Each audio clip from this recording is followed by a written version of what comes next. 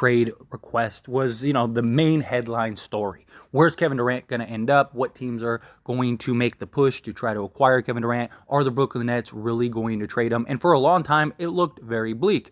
The Nets were doing everything they could and kind of scrambling to keep Kevin Durant because they believed that they could move forward. Kevin Durant had a lot of interesting things to say about the Brooklyn Nets, primarily that he didn't believe that he could win with this team, that this team wasn't in the direction that he wanted, and his career is only getting closer to the inevitable end, and so he wants to be able to compete for championships night in and night out. They have had a very lackluster just performance since this team has been put together, right? Since Kevin Durant's got there, along with Kyrie Irving, they have one playoff series win and got absolutely just embarrassed in many ways by the Boston Celtics last season. And so it made a lot of sense that Kevin Durant's like, okay, I'm done. Kyrie, he's beefing with the organization. There's all this stuff going on. Kyrie's probably not staying, so I want to get out of here. I want you to trade me. And they were able to convince him, even through Kevin Durant saying like, hey, I want Sean Marks and Steve Nash fired. I mean, he went as far as that to try to gain whatever leverage he could to force a trade. Ultimately, they did end up firing Steve Nash. And since then, they have been the best team in the league. They've been top 5 offense, top 10 defense, and just really have had a just complete turnaround and currently sitting at number 2 in the East. That is huge for this team that was looking very bleak, right? They did not have a very good start to the season. They were 1-5 to start the season, but Kevin Durant recently talked to Nick Friedel about just the situation and everything, and he had some interesting things to say about just not causing a circus for the hoops, to keep it separate from hoops. That's one of the reasons why it was the summertime thing, as he put it. It was something that he wanted to not have be a distraction during the season as the season went on. And so to hear it straight from him, this is what he had to say. This was a summertime thing. We wasn't playing no games. I didn't interfere with what we were doing on the court every day. It wasn't a question of what were you asking my teammates every day after a game or a practice. What I didn't get in the way of games that was being played. So I felt like that's the difference in everything. So we had hashed out all up right to training camp, and it was cool. It didn't get in the way of the hoops. So again, great decision ultimately, or at least it looks like, by Kevin Durant. Maybe if you went to a team like the Phoenix Suns, maybe it would be a much different situation, although Phoenix is a sinking ship, and they are sinking fast right now. But nonetheless, Brooklyn's really turned it around. They've been a great team. They did have some turmoil during the season with the whole Kyrie and the Nets organization, and since then, since the Steve Nash firing, since Kyrie has came back, they've been off to the races, and they have looked like the team that many people believe that they could be. And I've said from day one, look, if this team can get it together and just focus on basketball and stop with all the distractions, I really think that this team could be a contender. They have more than enough talent. I mean, on paper, they might be the best team in the league. It's just insane how much talent, how much scoring, how much shooting they have. It seems like Jacques Vaughn really has these guys believing and buying in on the defensive end. Doesn't seem to just be Kevin Durant carrying the workload solo in many ways, right? And Kyrie has really stepped up as of late. Ben Simmons seems to kind of be coming into his own, kind of getting a little more comfortable, which would be huge for this team because he's kind of like that defensive playmaker that they could really use. This team definitely could use more size, right? Especially another center. But that's something that they could maybe address in the buyout market, or maybe a free, maybe they look at like a Hassan Whiteside or something like that to kind of try to bring in and see if that can make an impact. But regardless, even the team as currently constructed is a team that can compete, right? No one would be shocked if the Brooklyn Nets won the NBA championship. I still personally, though, think a few things. I think one, I think this team is still a very bad day away from just imploding again and it getting close to the conversation of hey, everybody wants out again. Now, hopefully it doesn't come to that for the Brooklyn Nets' sake, right? Hopefully the Nets, everything kind of stays calm. The water doesn't get too high, and they're able to kind of just at least ride out the season, and then we'll see what happens in the offseason. But speaking on the offseason is kind of the other thing that I have concerns with the Brooklyn Nets. Does Brooklyn want to give Kyrie a max, right?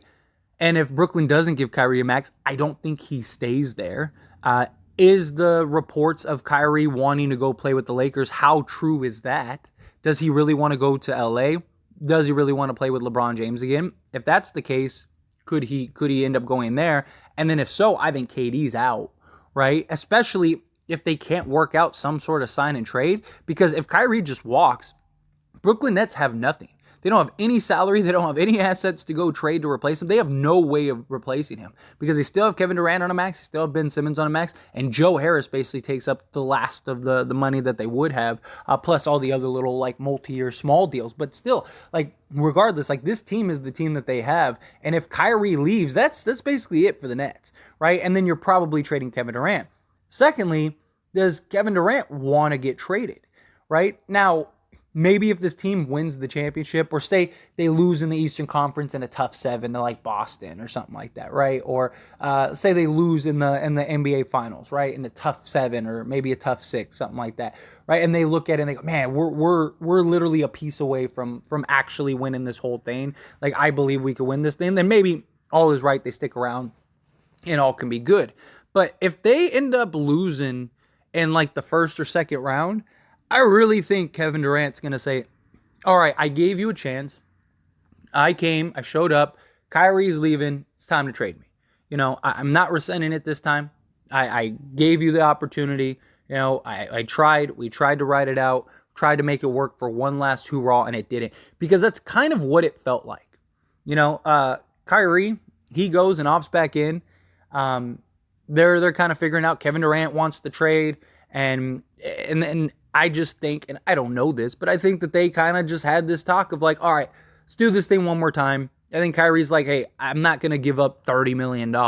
So I'm here for at least this season. Write it out with me, and then we'll figure it out in the offseason, right? I'll probably go somewhere you could demand a trade again, and we'll start this all over. It's kind of how it seemed. Now, granted, again, success trumps everything. They have been successful so far, and if they can continue that same success, they can continue in the playoffs and have that playoff success, I think this team could stick around for the long haul. But I think ultimately it's going to come down to the offseason. One, I think if Kyrie leaves, because even if they win the championship, let's say they win the championship, but Kyrie leaves, right? Like let's say it's like a Cleveland thing, right? Hey, I got you guys your chip. I'm gone. Congrats. Thank you. I did my part. I'm done. Right? I'm going and taking my talents to LA or even if it's not LA, like let's say it's another team, right? Like whatever, Dallas or something like that, or Houston, right? Houston's been rumored to maybe want Kyrie Irving. If Kyrie leaves, Kevin Durant's going to want out. I mean, the whole reason Kevin Durant went to Brooklyn was to go play with Kyrie. So if Kyrie leaves, he's not going to be there. And that's that. If Kyrie leaves, he's basically by himself. I don't think he's going to look at it and go, man, you know, especially if they don't win. Right? If they don't win with Kyrie, I don't think Kevin Durant's going to go, okay, well, now we don't have Kyrie, so now we're going to win, and we have no way to replace him. So I think that this kind of feels like one last run. That's what, and maybe it's not. Maybe once we get to the offseason, you know, and we'll look back and maybe they win a championship. Again, I don't think anyone would be shocked, and maybe all is right, and the Brooklyn Nets are fine. But I don't know if Brooklyn wants Kyrie there. I don't think Kyrie wants to be in Brooklyn anymore. You know, I think he still absolutely loves Brooklyn. I mean, it's home. I just think the Nets, I think that's the team that he's just like, yeah, like I don't want to be with this organization anymore. I mean, and if you're Kyrie, why would you? Right? If anything happens, the net, you know that Brooklyn's willing to throw you under the bus at any opportunity. Right? They've done it several times. He's lost more money, more brands, more anything. Like, and that's kind of also one of the reasons why I think he goes to LA. Because if he was ever going to recoup the money from brands and marketing and stuff like that, LA is the place to do it. Think of all the commercials and advertising. I know somebody like Adidas probably give him a shoe deal now. So now Kyrie gets an Adidas deal, or maybe LeBron can smooth things over with Nike, get him his Nike deal back, whatever. And if Kyrie's gone, I think KD's gone. I just don't see Kevin Durant staying in Brooklyn if Kyrie leaves. And then that would open the doors for a rebuild if you're the Brooklyn Nets. But it's going to be interesting. I mean, obviously, that's a ways away. They still got to ride out this season. But I still just, it's like, It's like that, that injury prone player, right? Like, we'll use AD for example, right? Because I'm a Laker fan. Every time AD hits the ground, you think that that's it, that his season's done. That's kind of how I feel for Brooklyn. It's like it's almost like you're waiting for that moment that just causes this team to implode, right? It's kind of how that feels for me. And I don't know. Hopefully they don't, because they're a fun team to watch. I think they have a ton of talent. I think they can win a championship, and hopefully they trend towards that direction.